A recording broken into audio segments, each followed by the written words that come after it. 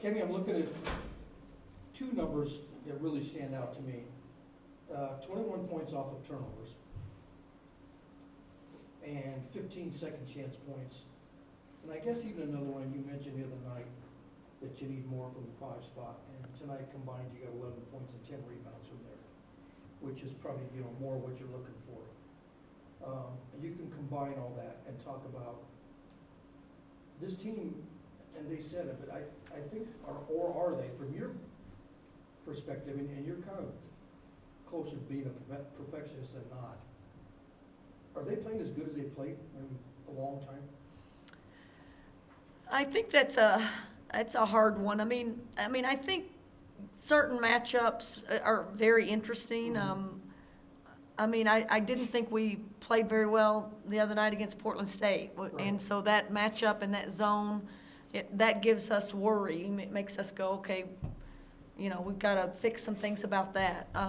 If you go back to Weber, we got through on that, but not by much. Didn't play especially well at North Dakota. So, we keep, even though it's that same old thing, you still study tape on wins, and you pick it apart, and you go, we got to fix that, and that, just like you would. You're not going to ignore it when you lose. You're going to make them sit there and watch it. You're going to beat them over the head with it. But it's like a golf game. You fix something and then That's right. something else comes up. So you gotta acknowledge, and you gotta see what's there, and and it's the same old thing. You never have it in this game. And we made a lot of shots tonight.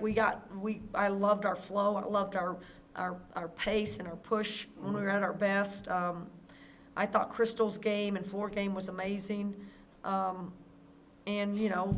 Just when you hit on all cylinders like that and you have that many people scoring the ball, you become a real dangerous team. And I want us to be like this when we play other people too. And so I love that they're confident and they're shooting the ball well and sharing the ball well. And this is, you want to be on a high. You want to be feeling good about yourselves when you're walking into postseason play, and this certainly is postseason.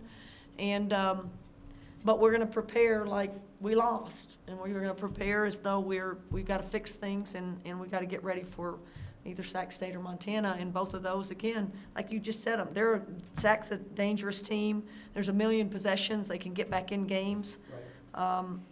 And Montana is unbelievably different than Sac, so you have to prepare for two very different teams. Nobody with more than one turnover. Yeah. There's only 7 total.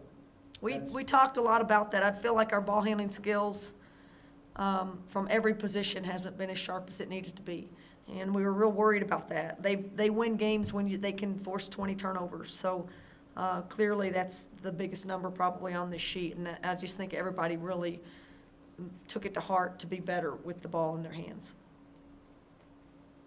I know you won't, but when you talk about still, wanting to fix this and fix that, do you tell yourself, this bunch, as good as they're playing, as well as things are flowing, as much confidence as they have in each other, that you still got to push that pedal a little more to keep them, above the arc? Does that make sense? I don't know that I feel like, again, there was a few games back where I was telling them we had to squeeze a few more drops out of everybody. And I think at this stage, it's real important to stay sharp. So we're not going to just put the brakes on and not play and practice with pace. We won't practice very long, but we need to play at the pace at which we want to compete. So we need to scout teams at the pace we're going to see things. So we're not going to pull the reins in and just not go. And I think the really good teams, that's the fun thing about being on good teams, and you don't even have to dictate it. It's like you tell them, okay, let's go a little bit on this, and they start to go, and then you just see really good teams just start to want to go fast and play the speed that they want to. It's like a racehorse. They're not going to go and just jog. If you cut them loose and say it's time to race, they race. And that's where these guys are now. They're not wanting to come in there and just. Jockey, that little guy on top has a lot to do with how that horse runs. So you've got to continue. That's right, and I think that's the point. Is we're gonna keep us sharp. We're not gonna overdo it, because again, you've gotta play 3 games in a short period of time, and rest is crucial, and having a bench that can help you, and all of that's, being fresh is really, really important, but we're not gonna just sit around. We're gonna continue to be sharp when we're on the court, and to practice with the kind of intensity and execution that we need in the game. And they like that. They want that, and lots of shooting, lots of fundamental work, but we're in a good spot. We're not gonna become something different. We're not gonna learn a million different things. We're gonna just sharpen up on what we are right now. Let's jump ahead just for a little bit. I don't know if I did one, but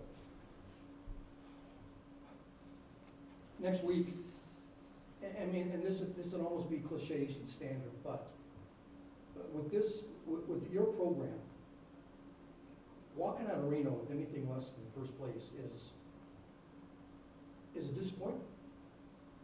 I mean, I know that there's more. I mean, like, and you talked tonight about it, you still probably play afterward, but still, a team that's gone in there and, you know, two years in a row, well, 3 if you want to count that meltdown at Montana 3 years ago, but this is a team and a program that's right there knocking on that door, needs to knock it down. So anything other than walking out of there with plane tickets to wherever is a little bit of a letdown. Am I way off or no? I don't know. I mean, I just watched a really neat video on Kobe Bryant, and they were trying to get him to say, what do you like most, winning, do you love to win or hate to lose the most? And he said neither. And I thought it was really interesting. That's not an answer. No, that's scooting around it. But no, his point was, he doesn't look at it like that. He just looks at the process. And if he did lose, he goes, why? Why did I lose? Did I not prepare right? Did I not get us in the right spot? Were we not in the right mindset? Was I not fresh enough? Was I not in good enough shape? And I really think that's an unbelievably wise thing to look at it. Like, let's put our best foot forward. Let's prepare as much as we can. You know, you can't totally prepare if the ball's going to go, know the ball's going to go in the basket. There's just going to be some days that it doesn't. Some things are out of our control, but I want us to be focused on why we are successful. And that is a lot more than just the end score. And if we continue to be about the right things and get the most out of every single player on our team, then I think we have a chance to be in games and to compete for games. And I honestly, we will celebrate. We have a lot to celebrate, and we will celebrate at our banquet. But that's at the banquet, and I'm not going to be, you know, I want what's best for this team. I want good things for them, and we want to put them in the best position that they can be in so that they can be successful at that tournament. So in summary, it's making sure that you're in a position to succeed, as opposed to leaving some things unanswered. That's right. Can creep up and play. That's right. Scout well, rest well, every facet, you know, and that's looking back on what we didn't do the last couple of years, like judging ourselves. So, okay, we shouldn't have done that. Okay, we've changed some things that we did last year that we're not going to do, and so, you know, just evaluate why we fell a little short. And the reality is, I still look back on that game and felt like we should have had that game. We gave that game away. So things, and The first one last year yeah, was a good sign.